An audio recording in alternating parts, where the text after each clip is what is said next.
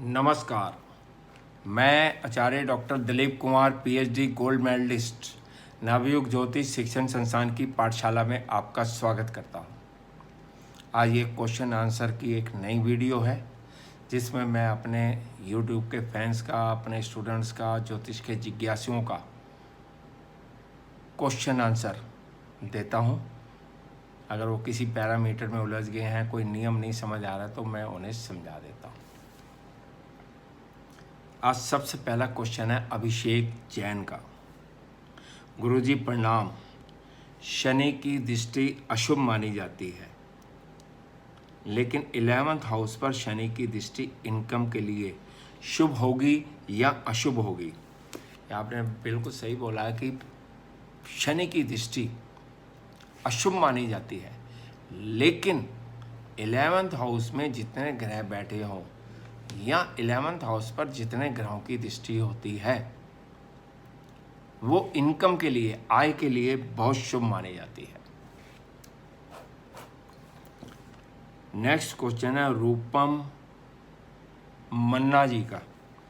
नमस्कार गुरुजी, राहु केतु की चाल वक्री है, लेकिन उसका दृष्टि के बारे में जानना है कि वो वक्री होगा या मार्गी।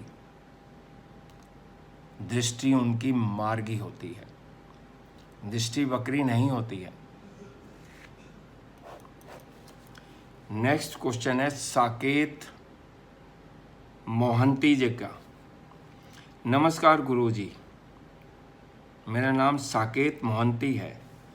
धनु लगन है और धनु राशि है। मेरे 7वें भाव में शुक्र बुध है। कई ज्योतिषों का कहना है कि इस लगन में यह अच्छा संयोग नहीं है। क्या ये लक्ष्मी नारायण योग नहीं है?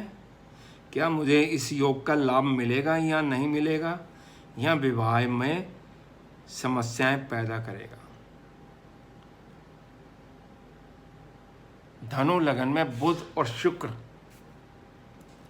अकारक ग्रह हैं, लेकिन 7वें भाव में अगर बुध अपनी ही राशि में बैठा है तो 7वें भाव को तो खराब नहीं करेगा। अपना घर तो कभी कोई खराब नहीं करता। और ये पंचमहापुरुष योग भी है, जिसके कारण बुध से संबंधित आपको लाभ भी होंगे। पंचमहापुरुष योग बहुत बड़ा योग होता है, उससे संबंधित आपको लाभ भी होंगे। और ये लक्ष्मी नारायण योग है। अब शुक्र कहते हैं इस कुंडली के हिसाब से, जिसने भी आपको कहा होगा, 6th लॉर्ड है। 6th लॉर्ड होने के साथ साथ वो 11th लॉर्ड भी है। शुक्र धनु लगन में 11th लॉर्ड भी है, तो बुध और शुक्र की यहाँ पे युति खराब फल नहीं देगी, अच्छा फल देगी। और ये लक्ष्मी नारायण योग भी है, लेकिन 6ठे भाव का स्वामी होने के कारण पत्नी की थोड़ी सी हेल्थ प्रॉब्लम हो सकती है, स्वास्थ्य खराब हो सकता है। मैरिड लाइफ खराब नहीं है और धन के लिए बहुत अच्छा है, और पंच महापुरुष योग का फल भी जरूर मिलेगा।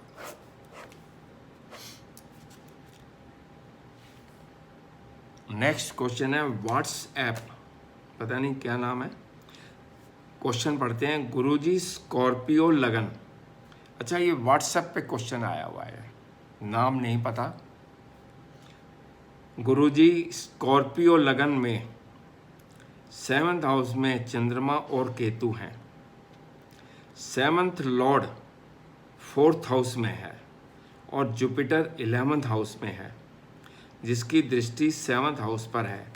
मैरिड लाइफ के बारे में क्या कहा जा सकता है? आपने जो पोजीशन बताई है, मैं दोबारा आपको रिपीट करके बताता हूँ। वृश्चिक लगन है, लगन में राहु बैठा है, 7वें भाव में चंद्रमा और केतु है।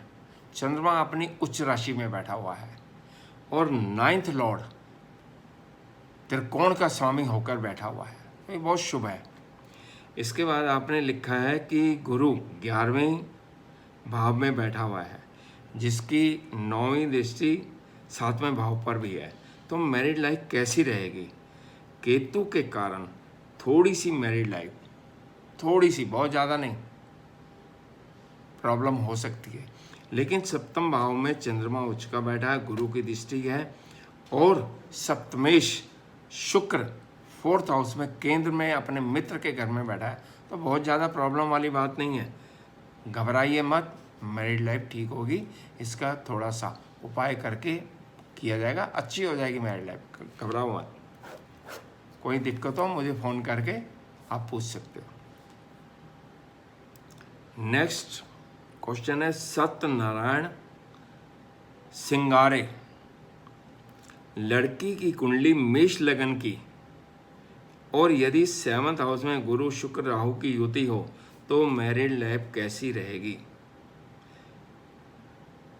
मेष लगन में 7वें भाव में शुक्र अपने ही शुभ राशि का बैठा हुआ पंच महापुरुष योग बना रहा है, और 9th लॉर्ड गुरु की युति है, यानी कि केंद्र और त्रिकोण का भी संबंध बढ़ रहा है, और राहु जैसे उसके साथ ग्रह बैठे हैं वैसे ही फल देगा। इसलिए मैरिड लाइफ अच्छी रहेगी, खराब नहीं होगी, घबराने वाली कोई बात नहीं है।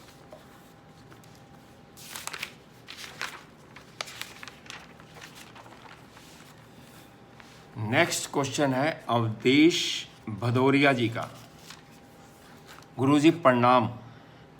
मिथुन लगन में सूर्य धनु राशि में यानी कि 7th हाउस में वर्गोत्तम है, तो क्या सूर्य देव का दान कर सकते हैं? सूर्य देव को जल चढ़ा सकते हैं? बिल्कुल कर सकते हो। सूर्य मिथुन लगन में 3rd लॉर्ड है, 7वें भाव का स्वामी नहीं है, वो 7वें भाव में बैठा है, तो आप उसका सूर्य का दान कर सकते हो और सूर्य को जल भी चढ़ा सकते हो। नेक्स्ट क्वेश्चन हिदायत हुसैन जी का है। नमस्कार गुरुजी, तुला लगन में मंगल है, 4th हाउस में केतु, 7th हाउस में शनि और सूर्य है, 10th हाउस में राहु है। 4th हाउस पर मंगल का, राहु केतु का और शनि 4 ग्रहों का प्रभाव है, पाप ग्रहों की दृष्टि है। क्या फल होगा? 4th हाउस पे 4 ग्रहों का प्रभाव, जिनमें एक तो अपने ही भाव को बलि कर रहा है, हालांकि 4th लॉर्ड नीच का है, लेकिन अपने भाव को 4th हाउस को 10वीं दृष्टि से देख रहा है, और बाकी 3 ग्रह मंगल, राहु, केतु और कुछ हद तक शनि भी सुखों में कमी होगी, सुख कम प्राप्त होंगे। लेकिन शनि अपने ही भाव को दृष्टि दे रहा है, तो यानी कि शनि मंदा है, धीमा है, स्लो है। कुछ समय बाद सुखों में वृद्धि होनी शुरू हो जाएगी, धीरे धीरे उसका फल आना शुरू हो जाएगा, लेकिन पाप ग्रहों के प्रभाव से शुभ प्रभाव कम हो जाते हैं। नेक्स्ट क्वेश्चन है देवा स्मिता सतपति जी का। गुरुजी प्रणाम। मेष लगन में लग्नेश और शनि दोनों 6th हाउस में, यानी कि मंगल और शनि मेष लगन के 6ठे भाव में बैठे हैं, और मरकरी बुध 2nd हाउस में है, गुरु 7th हाउस में है, सूर्य 1st हाउस में है, शुक्र 12th हाउस में है, ये तो पूरी कुंडली दिखा दी आपने। चंद्रमा 8th हाउस में है। ज्योतिष में ये बहुत, इनको ज्योतिष में बहुत इंटरेस्ट है, जिसकी भी कुंडली है, और अभी केतु की महादशा चल रही है। इसके क्या एस्ट्रोलॉजर बनने के योग हैं?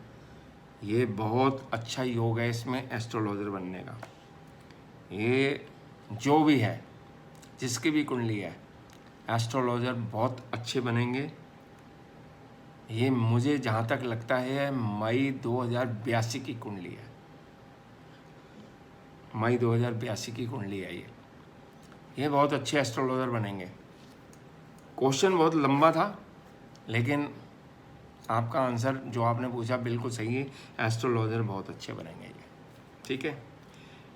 नेक्स्ट क्वेश्चन है अभिषेक जैन का। गुरुजी प्रणाम। राहु जब 6ठे, 8वें, 12वें भाव में अकेला हो और उस पर 6ठे, 8वें, 12वें भाव के स्वामी की दृष्टि हो, तो राहु की दशा कैसी जाएगी? छठे भाव का राहु आपको शुभ फल देगा। 8वें भाव और 12वें भाव का राहु अच्छा फल नहीं देगा। नमस्कार।